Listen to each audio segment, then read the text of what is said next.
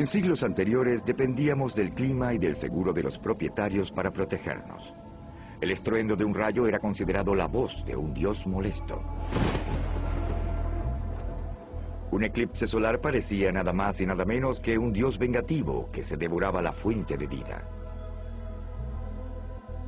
Como era de esperar, los antepasados creían que las fuerzas de la naturaleza en realidad eran dioses, seres temibles que podrían ser destructores a menos que fuesen aplacados.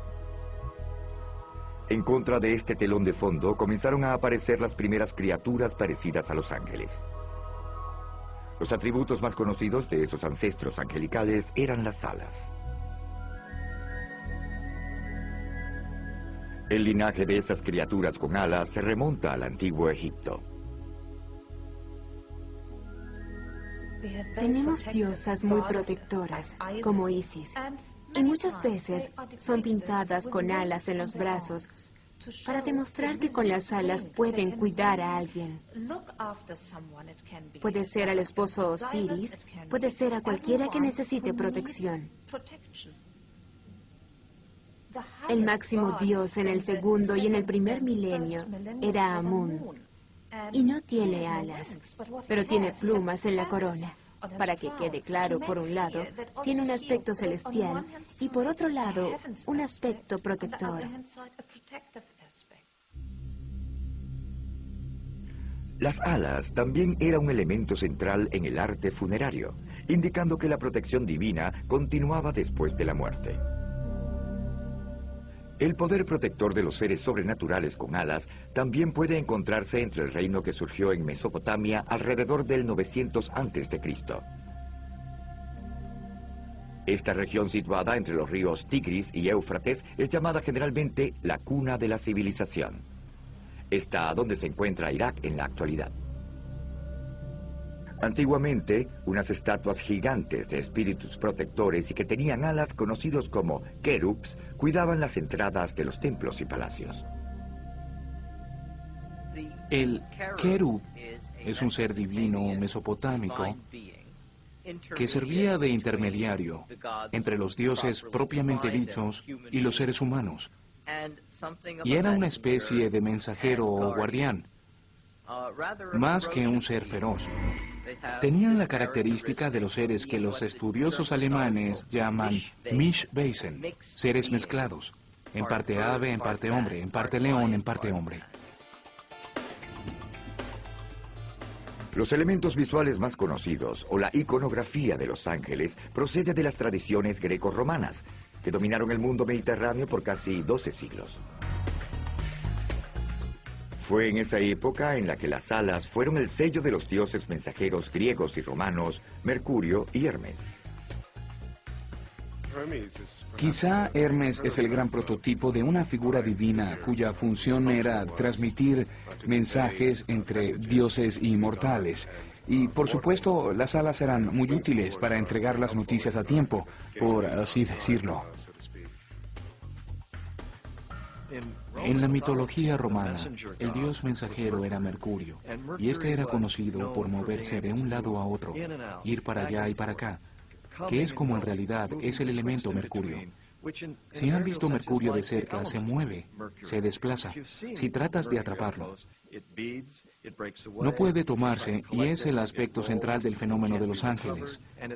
La manera en cómo se escurre entre los corredores de lo que nuestra realidad nos dice, lo que es posible y lo que no lo es.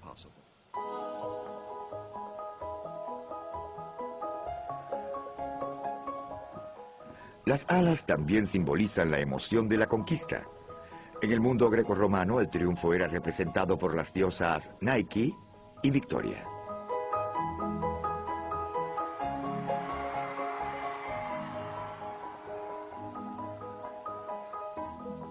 El panteón grecorromano también incluía dioses menores como Cupido y sus primos los Erotes. Mediante ellos, los placeres del amor, de la música, el vino y el jolgorio eran añadidos a los significados evocados por las alas. Por eso es obvio que estas figuras alegres aparezcan en joyas como pendientes y zarcillos, pero también aparecían en lugares más sobrios. Este sarcófago romano del siglo III a.C. presenta un coro de ángeles Erotes y Victoria. Al igual que los egipcios que existieron antes que ellos, los romanos ricos planificaban cuidadosamente su sepelio. Tenían una idea fuera de la magia, esa magia que nos protege. Y si demuestras cosas, entonces puedes llevarlos a la realidad y puedes obligar a los dioses a que te cuiden, a que no te descuiden en lo absoluto.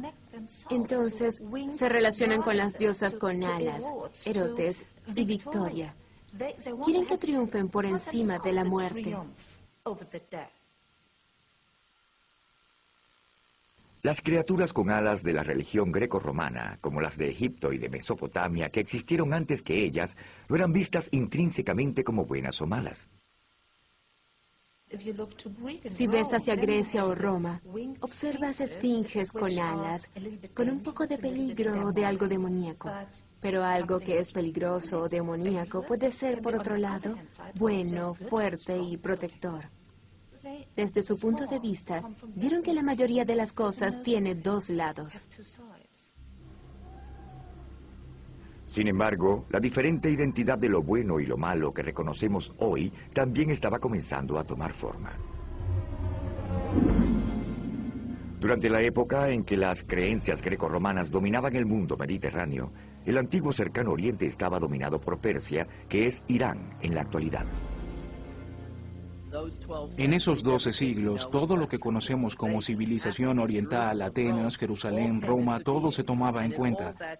En esa época había dos imperios mundiales. Estaban los romanos o los de Atenas por un lado y los persas por el otro lado.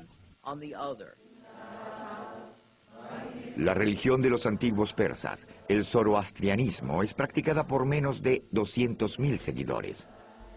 Pero nos suministran un vínculo crucial en la evolución del monoteísmo y sus ángeles.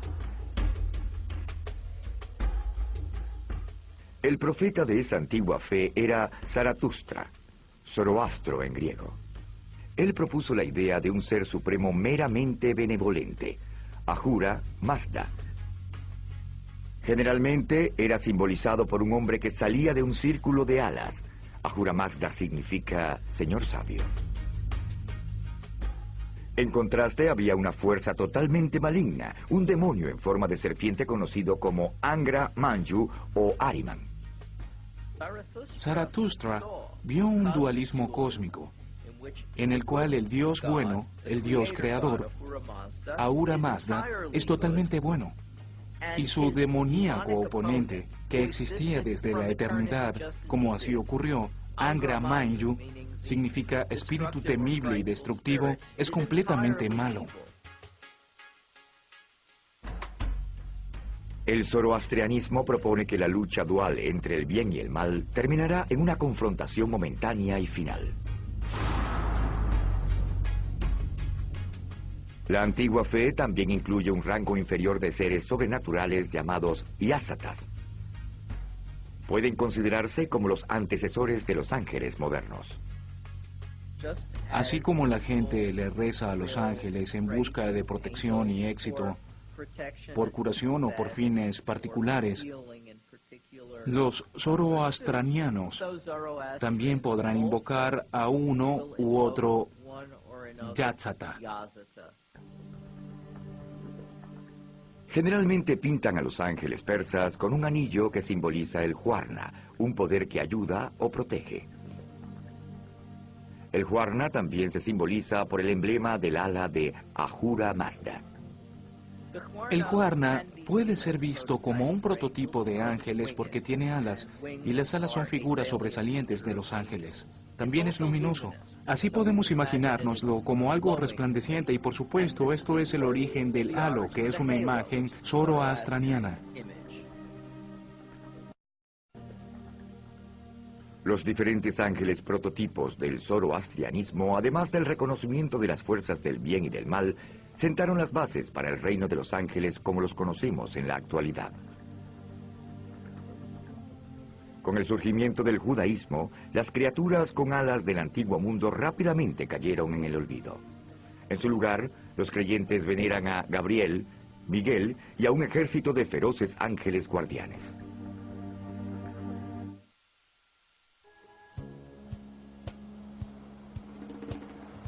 En casi toda la historia humana, nuestros nerviosos antepasados se consolaban adorando múltiples dioses.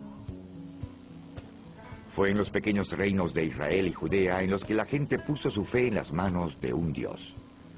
Luego, conocidos como judíos, empezaron a escribir sobre sus creencias alrededor del 1000 a.C., 10 siglos antes del nacimiento de Jesús. La Biblia hebrea, o Tanaj, estaba compuesta por un período aproximadamente de 800 años, desde el 1000 hasta el 160 a.C. Los cristianos le dicen el Viejo Testamento. Aquí los ángeles que conocemos hoy hicieron su primera aparición. Los primeros ángeles que conocemos son los querubs, querubines en hebreo. En uno de los primeros capítulos del Génesis, Dios ubica a querubs en el jardín del Edén para que impida que Adán y Eva vuelvan luego de la expulsión. Pero estos querubs no son los ángeles obesos del día de San Valentín. Estos ángeles son fuertes, aterradores ángeles de seguridad de Dios, tanto en actitud como en nombre. Los querubs provienen del querub de Mesopotamia. En el pasado, muchos dioses y diosas han sido incorporados a las religiones, así como los ángeles y demonios. Aún conservan un poco de poder y fuerza, pero fueron degradados. Por ejemplo, la diosa de 6 alas de la antigua Siria quizás ha inspirado una forma del serafín, un ángel de 6 alas de la Biblia hebrea. Los serafines están demasiado cubiertos por las alas.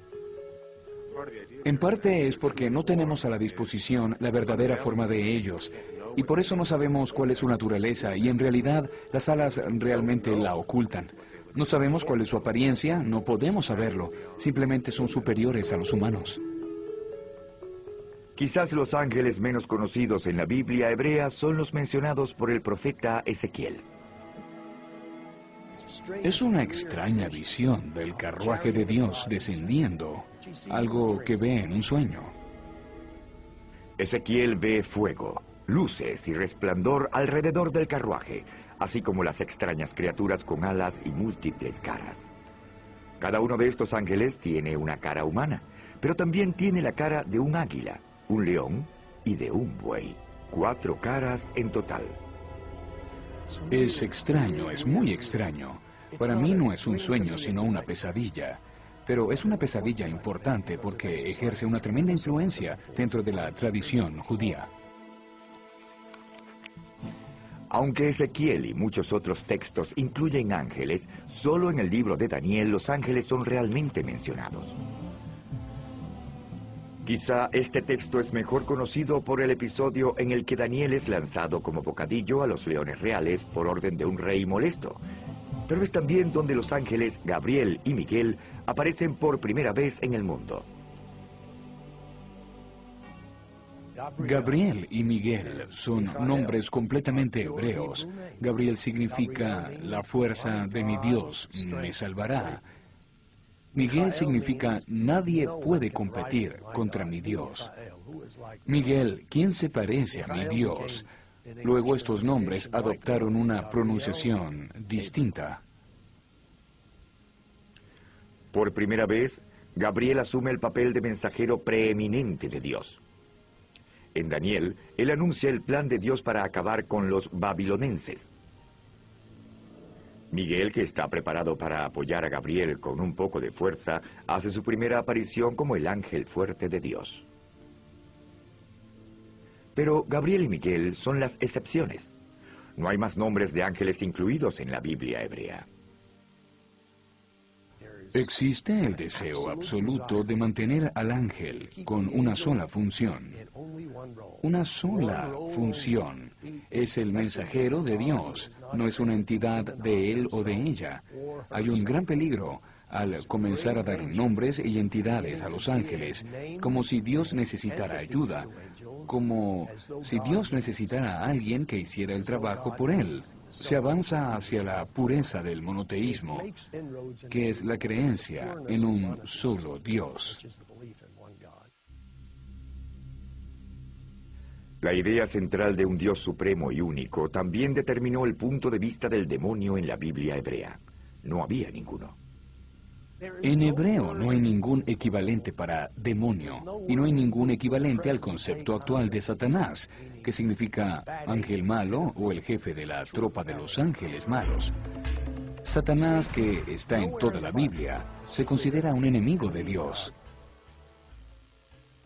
La palabra hebrea Satanás en realidad significa adversario, la descripción del empleo, no del nombre.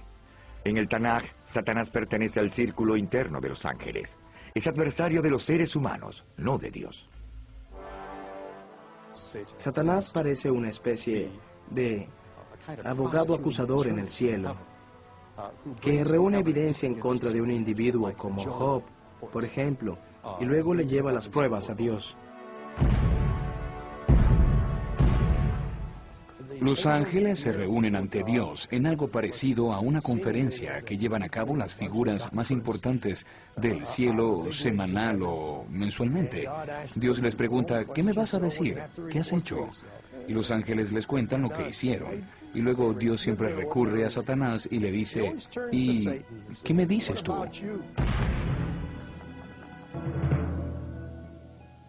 En esas reuniones, Satanás pregunta sobre las creencias religiosas de Job. Luego Satanás prueba la fe de Job atormentándolo con enfermedades, fracasos en los negocios e incluso la muerte de su familia, todo sin el consentimiento de Dios. En realidad, Satanás era un adversario. Su papel era retar a las personas y probarlas. Y en ese papel trabaja a la par de Dios, para probar a la humanidad continuamente y asegurarse de que la gente esté en el camino correcto.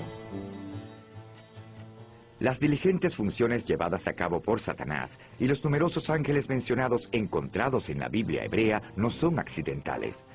En el primer siglo después de Cristo, los líderes rabinos escogieron los libros que ahora encontramos en la Biblia.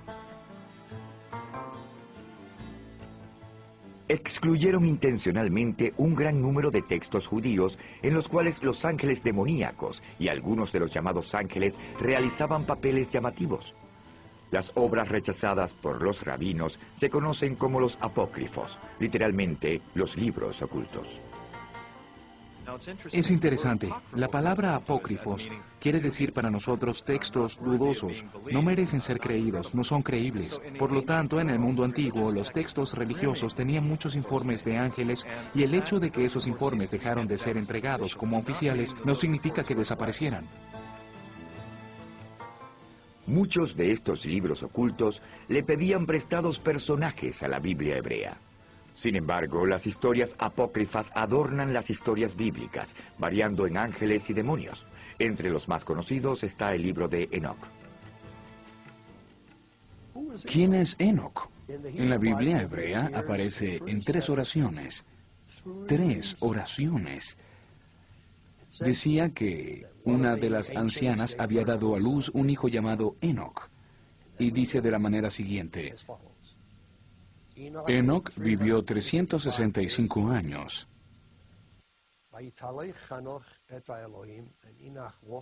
Enoc caminó con Dios y luego él ya no era nadie. Dios se apoderó de él. Es un pasaje muy extraño. Aparte de esa pequeña referencia en el Génesis 5:24 que dice que Enoc fue llevado al cielo por Dios, una verdadera abundancia espectacular de literatura mística surge donde los ángeles juegan un papel muy importante. En el primer libro de Enoc, las mujeres terrenales llamaban la atención no esperada de los ángeles lujuriosos. Dios se molesta cuando esos ángeles husmean y seducen a las mujeres.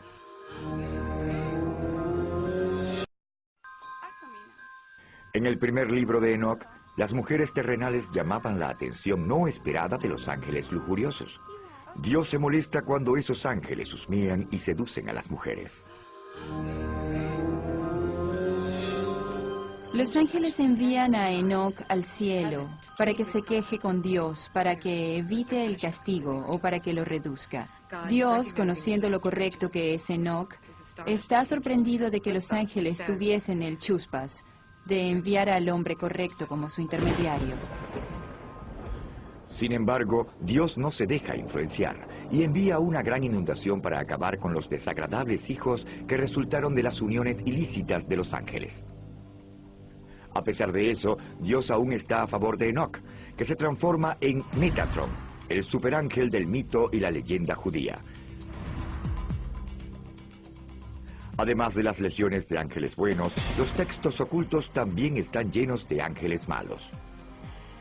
En los textos apócrifos judíos surge la idea zoroastriana de un espíritu destructivo y demoníaco. Hay una notable dualidad en el judaísmo, en interpretaciones de las historias bíblicas en las que previamente algunas fallas humanas eran responsables de unos problemas. Ahora pensamos que el problema se le atribuye a la intervención de un demonio. Un archidemonio, Samuel, se vuelve loco en el segundo libro de Enoc, donde es identificado como el príncipe de los demonios. En algunas obras, Samuel es representado como el ángel de la muerte, quien toma veneno mortal de la punta de una espada para dárselo en la boca a un moribundo. La salida de Satanás del cielo no aparece en toda la Biblia hebrea, pero se consigue en el texto apócrifo La vida de Adán y Eva.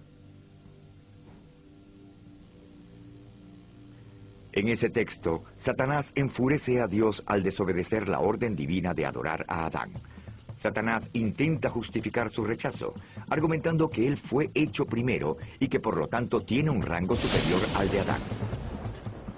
Pero Dios no lo acepta, y Satanás es expulsado del cielo solo para convertirse en el arquitecto de toda la maldad. Luego aparece Lilith, una demonia sensual. Lilith había ganado popularidad por el hecho de que la Biblia hebrea no incluye una, sino dos historias de Dios creando a una mujer. Según el primer capítulo del Génesis, Dios creó al hombre a su imagen y semejanza. Para citar, creó al hombre y a la mujer. En unos versículos posteriores, Dios le crea a Adán una mujer y la crea de una de sus costillas. La Biblia no revela ninguna razón para esa segunda historia. Pero los seres humanos siempre quieren saber más, sobre todo cuando se trata de relaciones, y la principal relación es la de Adán y Eva. Y entonces, ¿qué ocurrió? La explicación propuesta en muchos libros apócrifos es que Adán había tenido otra esposa anterior a Eva. Esa mujer era Lilith, que era una mala mujer, una mujer con pasado. Lilith era una divinidad cananita. Las historias sobre ella entraron en la tradición judía. No aparecen en el libro del Génesis, pero las conseguimos en los libros apócrifos de la Biblia y en el folclore hebreo. Con relación a aspectos sexuales, se rehusaba a obedecer a Adán, que le decía, así lo vamos a hacer. Y ella le contestaba, ¿es una orden? Yo soy tan criatura de Dios como tú. Ella era más lista y más poderosa que él. Generalmente a los hombres no les gusta eso en las mujeres y se van, pero ella maldijo a Eva, la nueva esposa de Adán, por celos. Según la historia, Lilith fue desterrada al océano que quedaba más lejos y que no podía conseguirse. Luego se convirtió en la madre de todos los demonios, mujeres, y se casó con Samuel.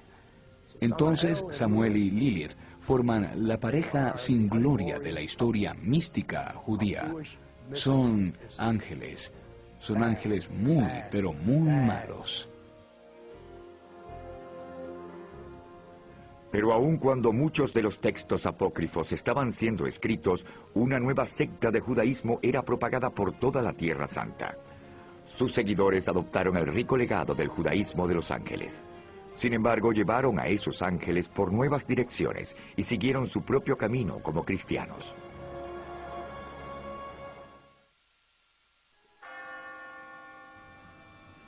Al menos desde el exterior es fácil confundir una religión estadounidense con una europea o una cristiana. Pero en su nacimiento y en los años de formación, el cristianismo era una religión mediterránea. surgió en un vecindario mezclado de influencias judías, greco-romanas y zoroastrianas. Los ángeles cristianos reflejan esa mezcla. Cuando los seguidores de Jesús se alejaron del judaísmo para practicar lo que se convertiría en el cristianismo, se llevaron el Viejo Testamento y a los ángeles. Gabriel, el ángel mensajero del libro de Daniel, tiene el mismo papel en el Nuevo Testamento. Incluso Gabriel anuncia uno de los acontecimientos centrales del cristianismo. Según el Evangelio de San Lucas, es Gabriel quien informa a la Virgen María que será la madre de Jesús, el Hijo de Dios. El sorprendente encuentro entre el ángel Gabriel y la Virgen María es representado en numerosas pinturas. En algunas, María es pintada con un rostro de sorpresa, pero la mayoría de las veces es de rendición. La verdadera historia indica un enfrentamiento más enérgico entre los dos. María reta a Gabriel y le dice, ¿cómo puede ser posible si no conozco a ningún hombre? Básicamente, el ángel le informa algo que ella considera, al igual que lo haríamos nosotros, incomprensible, absolutamente impensable e imposible. Debido a la importancia de Gabriel para el cristianismo, quizás es sorprendente que también asuma un papel en la mitología griega. En esa mitología, el dios Hermes escoltó a las almas de los muertos al cielo. La idea es que la transición de esta vida al próximo mundo es un viaje peligroso. Y es comprensible que debido a los peligros del viaje, es muy importante que haya un guía angelical. Y en el cristianismo, esa es una tarea del ángel Gabriel. En esta escultura medieval, Gabriel baja del cielo hasta la Virgen María que reposa en su lecho de muerte. Luego él vuelve al cielo arrastrando su alma. Estas imágenes tienen sus raíces en la época antigua. Querías ser protegida por alguien cuando llegaras al punto más peligroso y difícil de tu vida, que es la muerte. Y era representado en todas las culturas, con criaturas con alas, con seres con alas. Y creo que era obvio que el cristianismo se apoderó de eso. Es obvio que los primeros cristianos también recurrieron a la Biblia hebrea, reinterpretando historias como la evocadora visión de los ángeles según Ezequiel. Este los describió como figuras humanas, pero con 4 rostros, uno humano, y los otros eran de un león, un buey y un águila. En esas 4 caras, los cristianos encontraron símbolos de los 4 escritores del Evangelio: Mateo, Marcos, Lucas y Juan. Los primeros teólogos cristianos también adoptaron libros apócrifos del judaísmo, a los que les dieron un estatus completo de textos canónicos y sagrados. El ejemplo más destacado es el libro de Tobías, con su personaje central, el arcángel Rafael. Rafael sirve como mentor y guía de Tobías, el hijo de Tobit, a quien le encomiendan una difícil tarea: esforzarse para encontrar un remedio para la ceguera de su padre. Lo interesante de ese libro es que demuestra no solo la intercesión momentánea de un ángel, sino también una relación actual entre un ser humano y su guía, su ángel. El texto también presenta a un villano, un ángel malvado y demoníaco llamado Ashmedai o Asmodés. En el libro de Tobit se destaca un demonio llamado Ashmedai. Ashmedai es una criatura zoroastriana. De hecho, es una encarnación Angra Mainyu, el demonio de la ira, porque es lo que reina entre los demonios. El vicio causado por el espíritu destructivo es la furia. De esta proviene todo lo demás. Los ángeles malos como Ashmedai y el destacado Satanás tienen otra función en el cristianismo, diferente a la que tenían en el judaísmo. A medida que el tiempo pasa, Satanás asume una función mucho más negativa y mucho más diabólica. Es pues cuando Satanás pasa de ser el abogado acusador del cielo a la fuerza del mal que actúa contra Dios. El Satanás cristiano es irremediablemente malo. En el Nuevo Testamento, Satanás es denunciado de principio a fin. El encuentro más importante entre Dios y Satanás está descrito en el libro del Apocalipsis.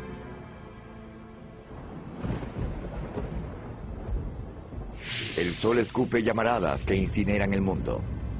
Terremotos acaban con las montañas desde el fondo y el cielo comienza a caer.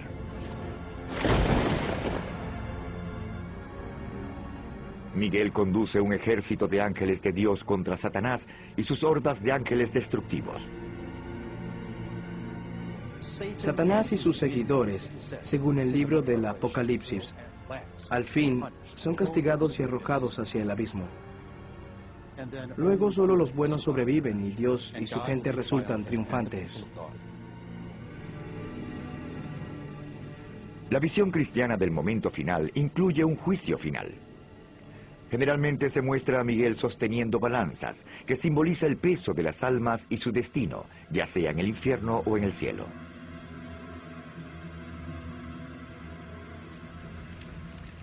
Durante siglos, los teólogos cristianos han escrito bastante sobre la naturaleza de los ángeles. Entre las obras que ejercieron más influencia estaba un texto del siglo IV, la jerarquía celestial. La jerarquía celestial es importante para nosotros porque establece detalladamente 9 clases de ángeles. Los cielos están divididos en 3 jerarquías y 3 niveles en cada jerarquía. Cada jerarquía tiene un nombre, un tipo de ángel con sus obligaciones específicas. Aunque ahora no están muy claras, estas categorías de ángeles o coros guiaron a la iglesia durante miles de años, hasta el 1500. Algunos coros aún son familiares. Los serafines eran el rango más alto, el más cercano a Dios.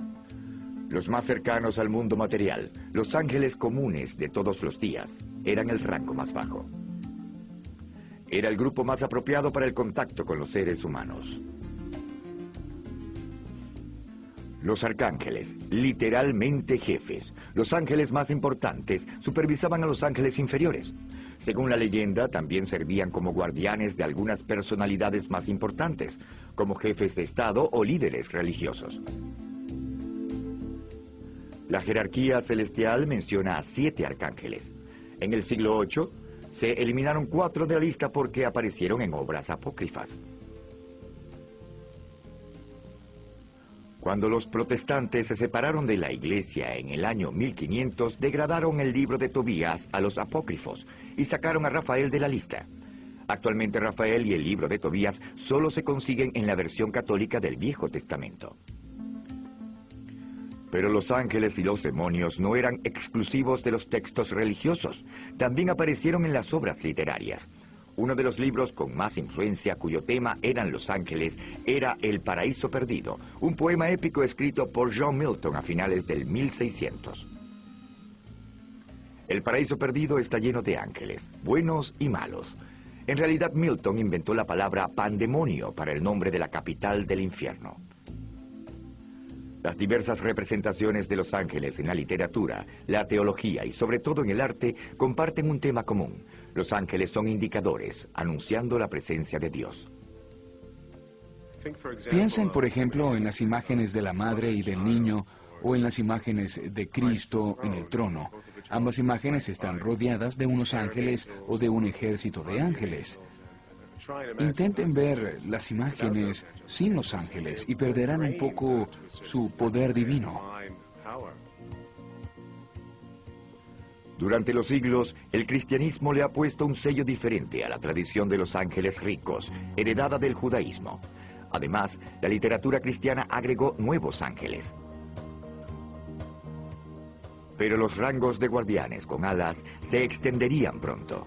A principios del siglo VII, el Islam colocó una luz propia y distinta sobre los ángeles.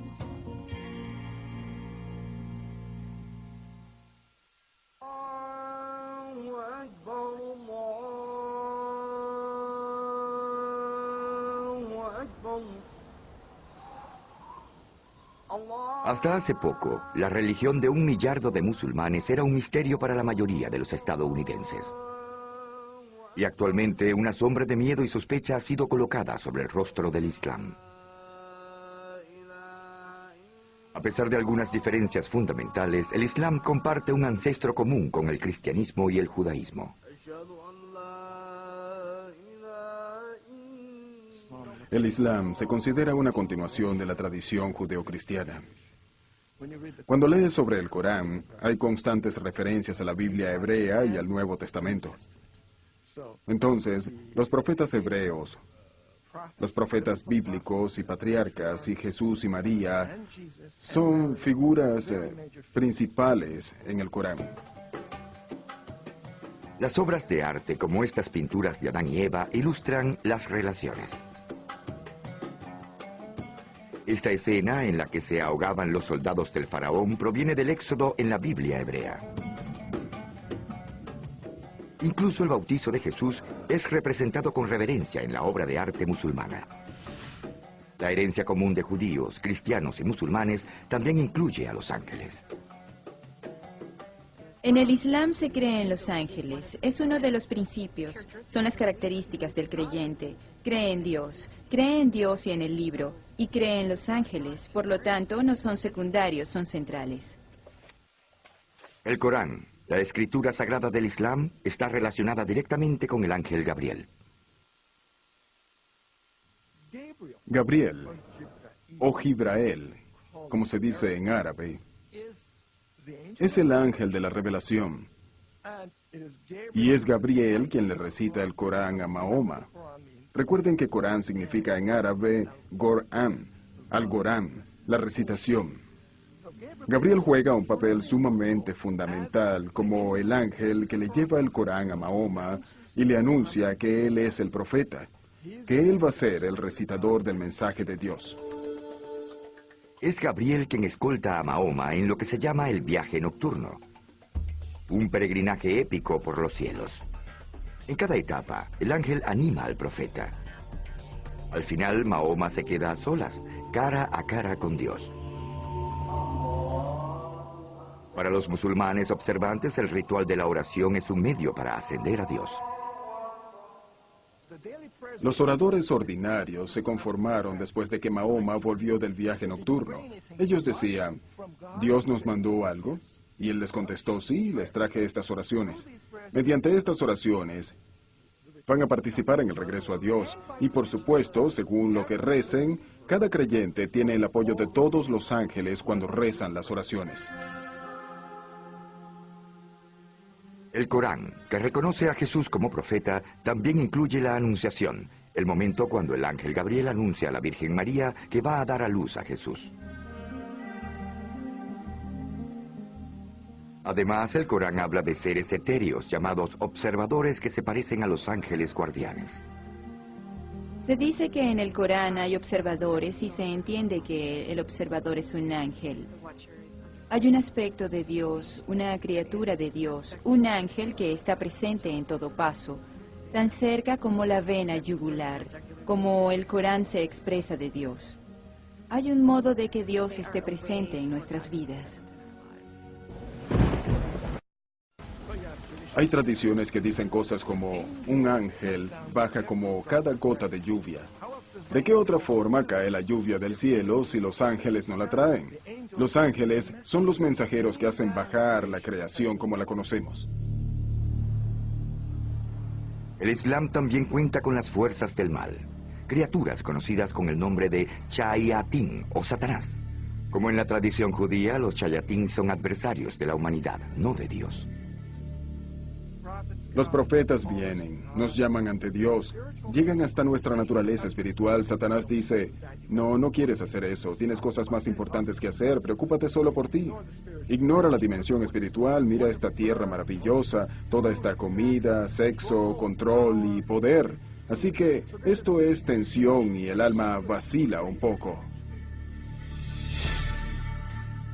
La mayoría de los Chayatines, las criaturas que seducen a la humanidad y la desvían del camino del profeta, son criaturas conocidas como jinn. Este es un concepto coránico.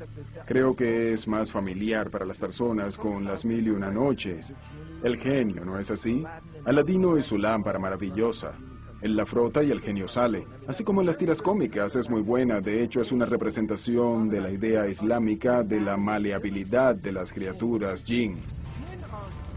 Estas están hechas de fuego, lo que significa que tienen apariencia, pero no es fija.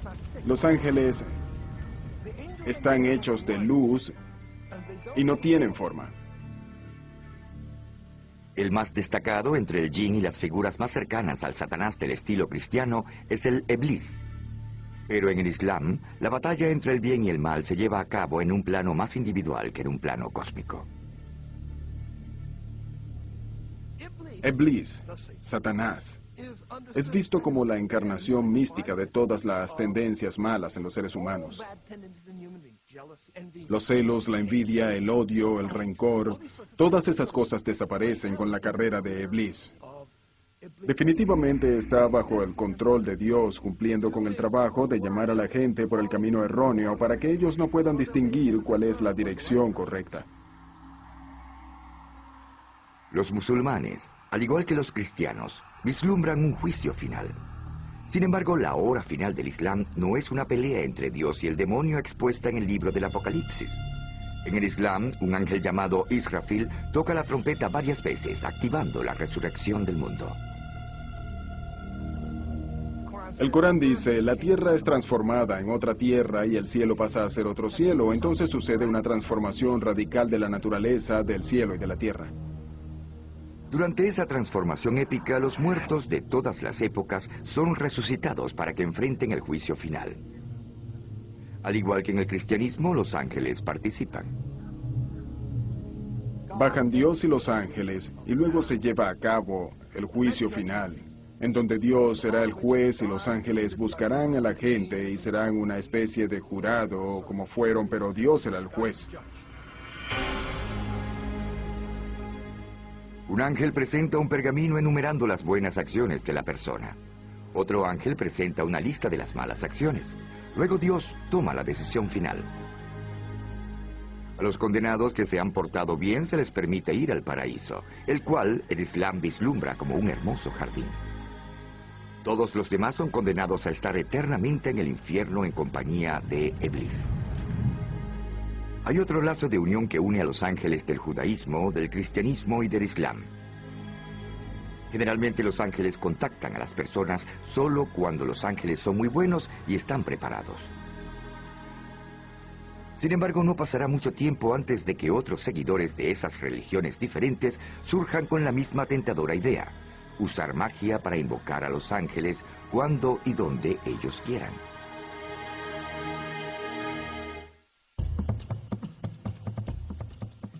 Era algo inevitable.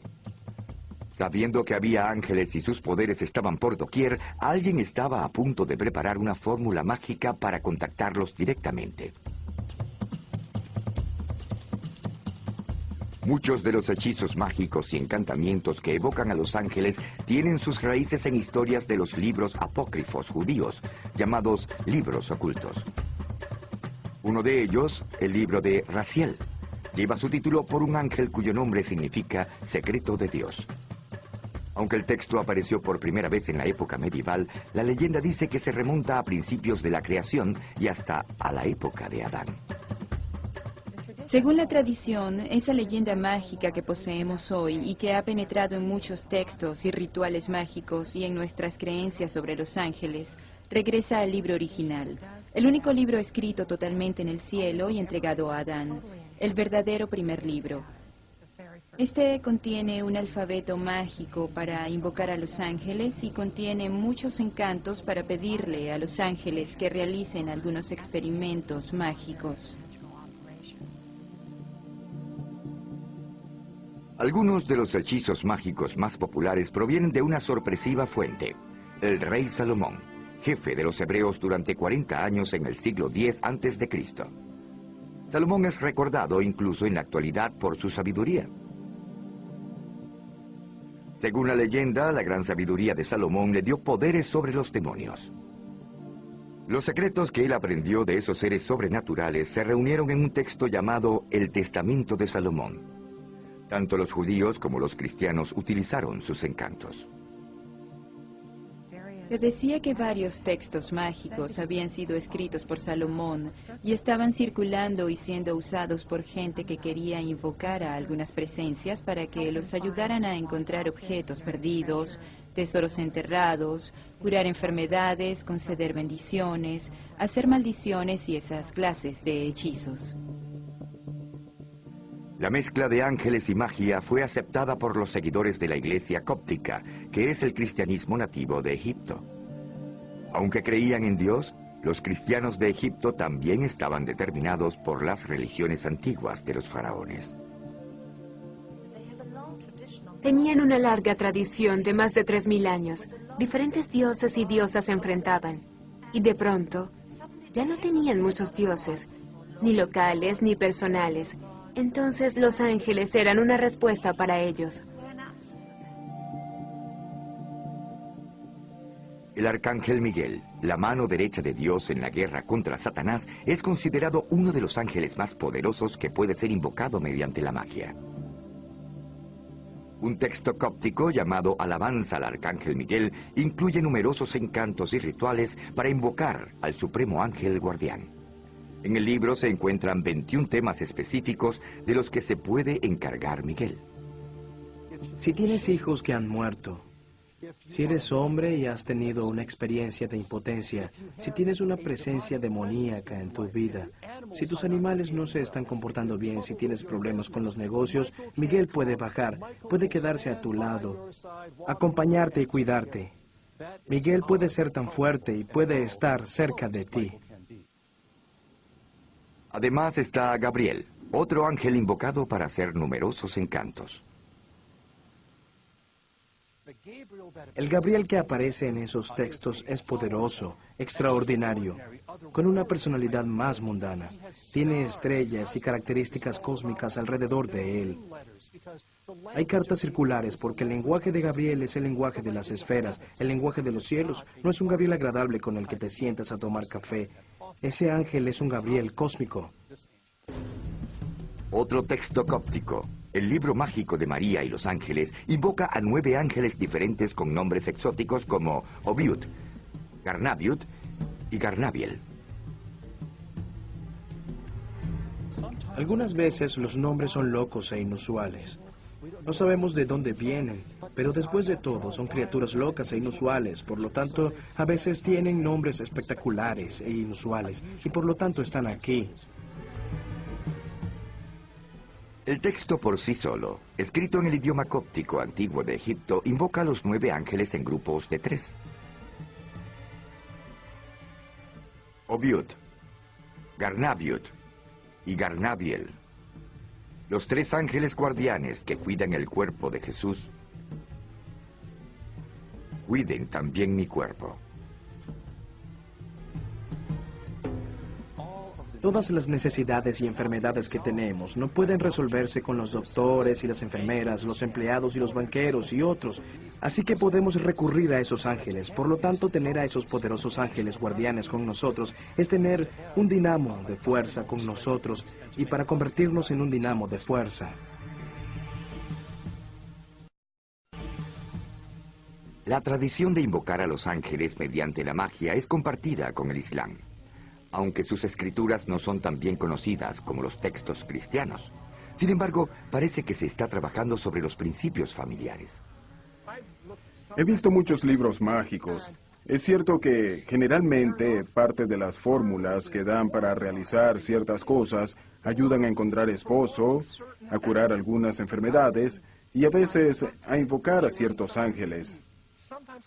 En la literatura mágica hay proliferación de los nombres angelicales. Cada uno de los nombres, mencionar a un ángel tiene una función específica en términos de curación o para hacer cualquier otra cosa.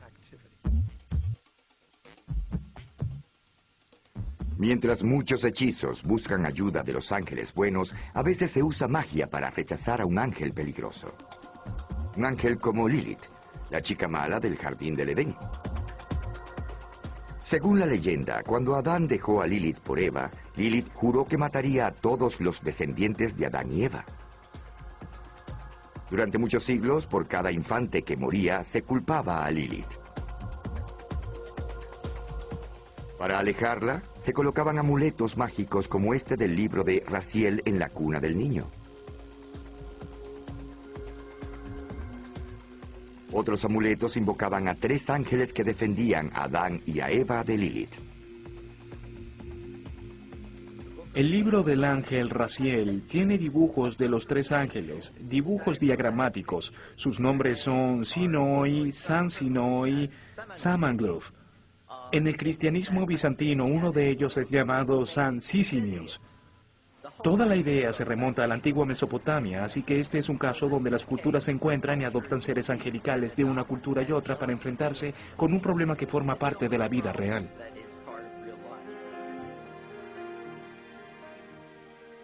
Incluso actualmente se dice que los ángeles intervienen cuando la vida de un niño está en peligro. Simplemente pregúntele a la familia Derrick en Chapin, Carolina del Sur.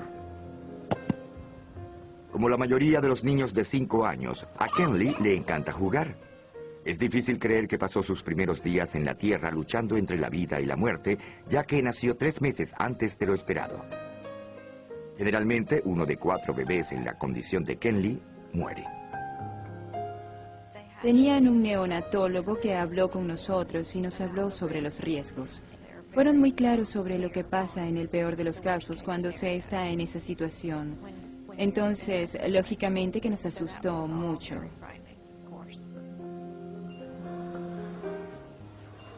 Kenley pesó 900 gramos. Fue colocada en una incubadora a temperatura controlada y conectada a muchos monitores. Si dejaba de respirar o si el corazón dejaba de latir, el monitor se apagaba. En ese momento entrábamos en pánico. Las enfermeras iban a ver y no había nada. Luego venían, le golpeaban el pie, todo volvía a la normalidad. Y ella empezaba a respirar. Pero estábamos muy asustados. No sabíamos qué pensar ni qué esperar. Para Sherry y Rocky Derrick, solo había una tarea más difícil que ver a Kenley en su lucha por vivir. Tener que dejarla todas las noches en el hospital. Siempre le pasaba la mano y rogaba que si lloraba, tenía miedo o necesitaba que la cargaran, alguien estuviese para hacerlo. Y que si las enfermeras o los médicos estaban muy ocupados, Dios la cargara para que ella sintiera que unos brazos la estaban cuidando. Luego de estar 10 semanas en el hospital, Kenley se fue a casa. Sin embargo, fue a la edad de 3 años que su médico dijo oficialmente que era saludable. También le decía la bebé milagro.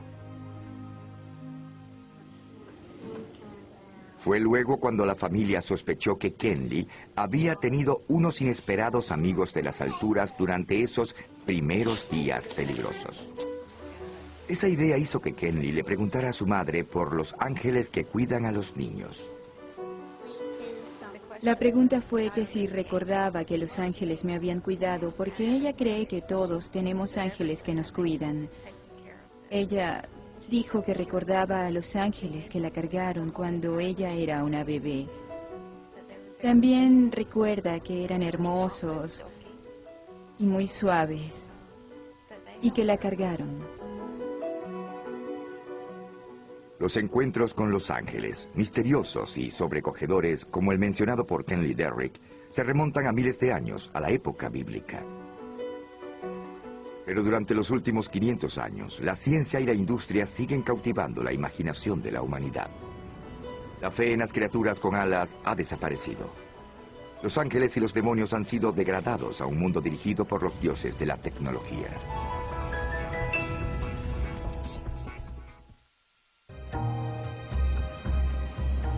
Si los ángeles tuviesen tarjetas de presentación, quizás serían algo así. Se espantan demonios, deshágase de los demonios.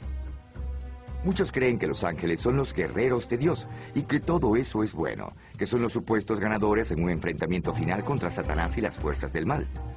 A inicios del arte cristiano, los ángeles eran dibujados con fondos de oro o mostrados como mensajeros celestiales. eran materializados en parte por el mundo humano.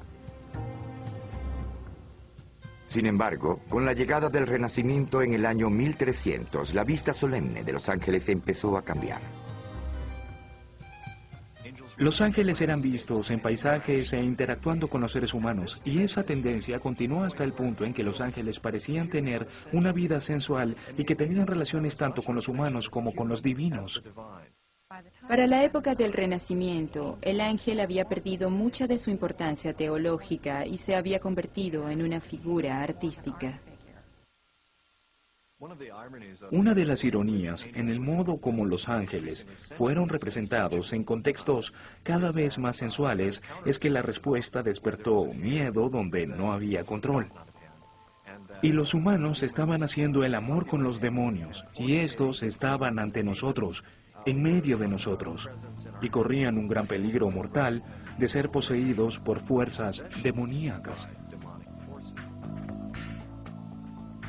Durante 300 años, el aterrador miedo hacia los demonios se completó por los horrores de la vida diaria. Entre el 1300 y el 1600, Europa vivió un periodo de violencia y caos terrible. Francia e Inglaterra se desangraron debido a una serie de guerras que duraron 100 años. La peste negra causó estragos en Europa, causando la muerte de 1/3 de la población. Parecía que los demonios estuvieran por todo el mundo, para tentar a la gente, para que se descarriara. Satanás estaba suelto en todos lados. Era un verdadero enemigo, y parecía que los ángeles buenos se habían retirado. El cristianismo se separó por desacuerdo. La separación terminaría con el nacimiento del protestantismo, pero para las autoridades de la iglesia de la época era obvio que Satanás estaba ganando control. La maquinaria de la iglesia y el Estado se instaló para combatir al demonio. La Inquisición se concentró en el lado demoníaco, en que los demonios estaban en todos lados, intentando alejar a la gente de Dios. En retrospectiva, podemos ver que la Inquisición estaba casi poseída por todas las fuerzas, de las que intentaba proteger a la gente todo ese tiempo. Aun cuando se desató la Inquisición y la cacería de brujas, algunos individuos estaban observando, registrando, grabando, pensando, inventando, probando y descubriendo. El empirismo, el nuevo punto de vista científico del mundo, ayudó a calmar la creencia en los demonios. Pero en el proceso, la antigua ciencia de los ángeles también fue considerada.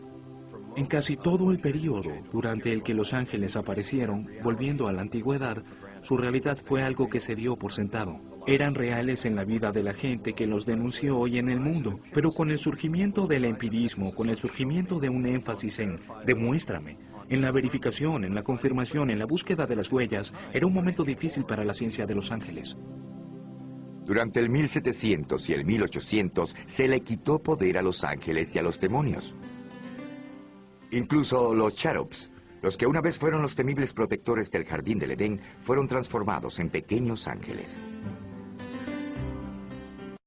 El brillo a todos los cherubs y los convertimos en pequeñas criaturas que parecen mascotas y no querubines.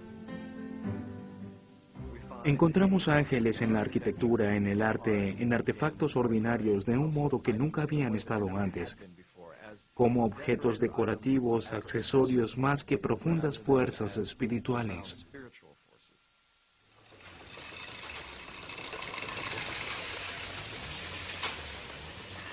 Con cada siglo que pasa, con cada avance científico o industrial, los ángeles fueron degradados y pasaron a ser irrelevantes. Cerca de la era victoriana, a finales del 1800, los ángeles eran un poco más que una postal que servía de distracción. De hecho, parece que el único propósito era encarnar la belleza más que ser divinos mensajeros o realizar algunas funciones celestiales. Incluso Lilith, el azota de los niños y de las temerosas madres durante 3000 años, se convirtió en una sensual supermodelo que llamaba la atención entre los artistas victorianos. En el siglo XX, las fuerzas demoníacas llegaron en forma de seres humanos y sus inventos. La ciencia y la tecnología demostraron ser tan eficaces como los agentes de la muerte y de la destrucción. Aún así, había episodios que parecía el trabajo de ángeles. Durante la Segunda Guerra Mundial, el cabo Dom Aquino sirvió en un ejército relacionado con un general, la tercera unidad de Patton. Sus lugares de esparcimiento estaban en una casa abandonada. Una noche, Aquino oyó que tocaron a la puerta. Abrí la puerta y había un capitán, tenía un casco en el brazo y era el diamante rojo de la 5ª Infantería y la Cruz Roja del Cuerpo Médico. Él dijo, quiero que salgas de esta casa, pero yo le dije, señor, este es mi lugar de esparcimiento, estoy descansando. Él dijo, no, es una orden inmediata, váyase. Entonces dije, ¿qué voy a hacer? Tenía que salir de allí.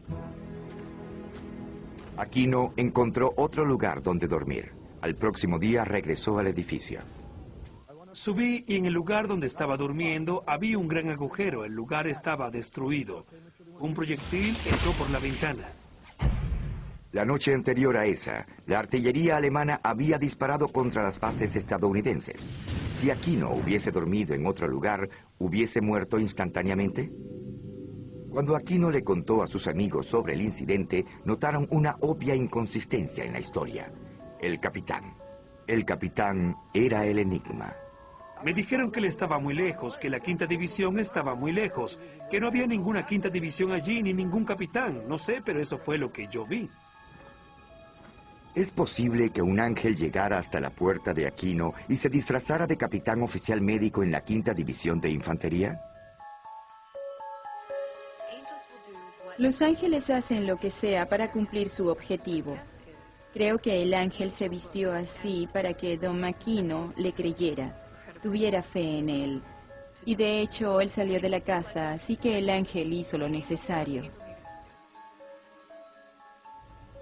En la historia de Dom Aquino está un clásico ángel mensajero. La pregunta es de siempre, ante cualquier persona, ¿por qué los ángeles salvan a algunas personas y a otras no? De hecho, allí radica la paradoja de la fe.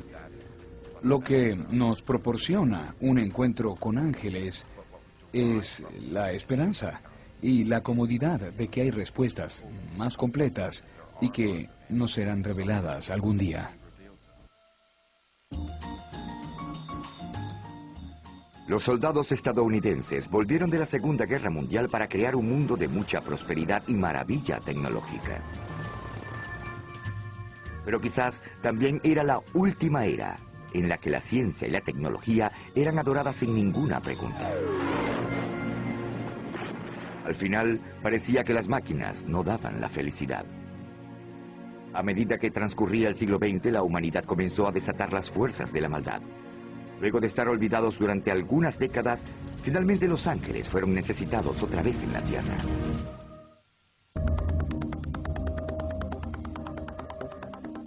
Algunos logros validaron nuestra fe en la ciencia y en la industria más que en el programa espacial.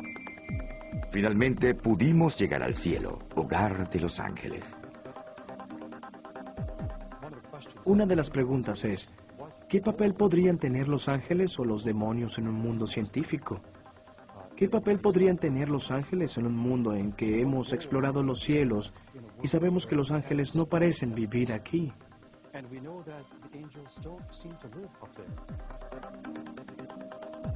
Aunque la ciencia alcanzó las estrellas, los ángeles nuevamente estaban haciendo su presencia calladamente. Una de las más impresionantes historias sobre ángeles de la época moderna surgió en Firthorn, una bahía lejana en las costas del norte de Escocia. A mediados de 1960, Peter, Eileen, Caddy y Dorothy McLean sembraron un pequeño jardín en Firthorn. Más tarde llegaron otros. Firthorn fue visto como un experimento en cooperativa entre los seres humanos y los reinos de los ángeles y los espíritus de la naturaleza. McLean dice que hizo contacto con una especie de ángel de jardines que estaba en Firthorn, así como con los espíritus de las especies individuales de las plantas.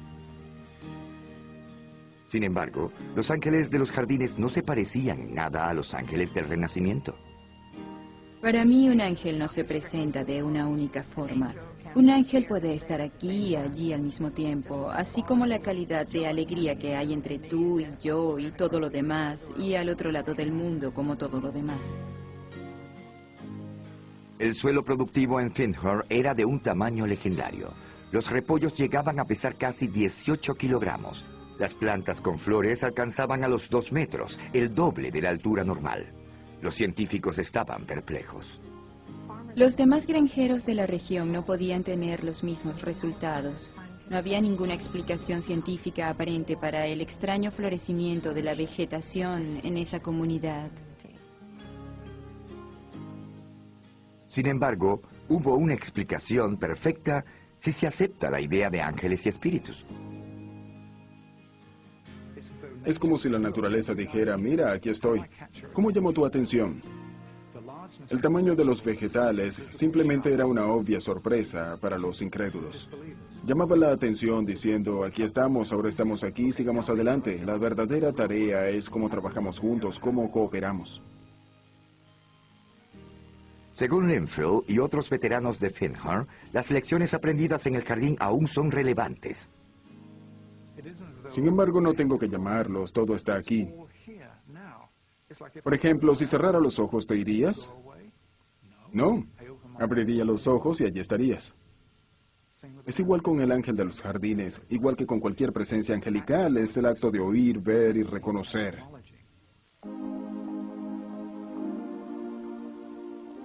De hecho, en Nueva York hay un esfuerzo organizado para reconocer la presencia de los ángeles. Está aquí, en el piso 20, cerca del cielo. Recibimos más de 5.000 historias al año para nuestra Angels on Earth Magazines y aproximadamente son 100 semanalmente. Estaba sorprendido por el número de personas que dicen haber tenido un encuentro cercano con un ángel, de una forma u otra, en su vida diaria. Las cartas son escritas tanto a máquina como a mano. Algunas son bien elaboradas y otras no. Son tan variadas como la gente que la escribe, pero parece que todas comparten una característica en común. La persona que nos escribe sabe que va a contar algo que es increíble. Automáticamente la gente sabe que debe probar que está cuerda cuando comienza a contarnos una historia sorprendente. Los ángeles pueden adoptar cualquier forma concebible que convenza al ojo humano. Se nos han presentado como ráfagas de viento, melodías musicales e incluso como destellos en una noche de verano. Una manifestación angelical es más variada de lo que se pueda imaginar. Había una joven mujer, una policía que estaba en medio de un terrible tiroteo.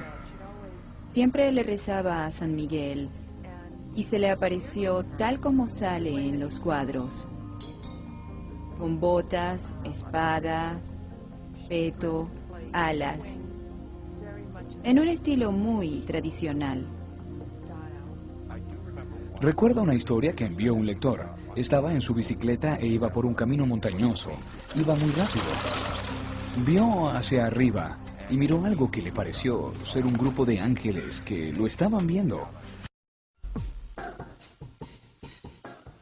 A pesar del predominio de los ángeles y las historias sobre encuentros con ángeles, algunos acontecimientos sugieren que la batalla entre el bien y el mal aún no termina. Muchos creen que el impulso angelical reside en cada uno de nosotros y que estamos en la línea defensiva frente al demonio. Por nuestra naturaleza tenemos el potencial de ser ángeles. ¿Y qué es un ángel? Mi concepto de ángel es alguien que hace el bien a otra persona de manera muy desinteresada. No es porque él o ella espera una recompensa. Eso mismo es ser un ángel. Es posible que los ángeles sean reales, tienen una especie de existencia independiente, autónoma. Si es verdad, sería irracional que exista la necesidad de interrelacionarse. Quizá no sean reales y quizás el humano necesita una serie de proyecciones o una añoranza espiritual para no sentirse solo en el universo. Podrían ser las dos cosas. ¿En verdad existen los ángeles y los demonios? Y si es así, ¿cuál es su verdadero propósito? Sean reales o no, parece claro que estas criaturas fantásticas son algo más que simples mensajeros del cielo.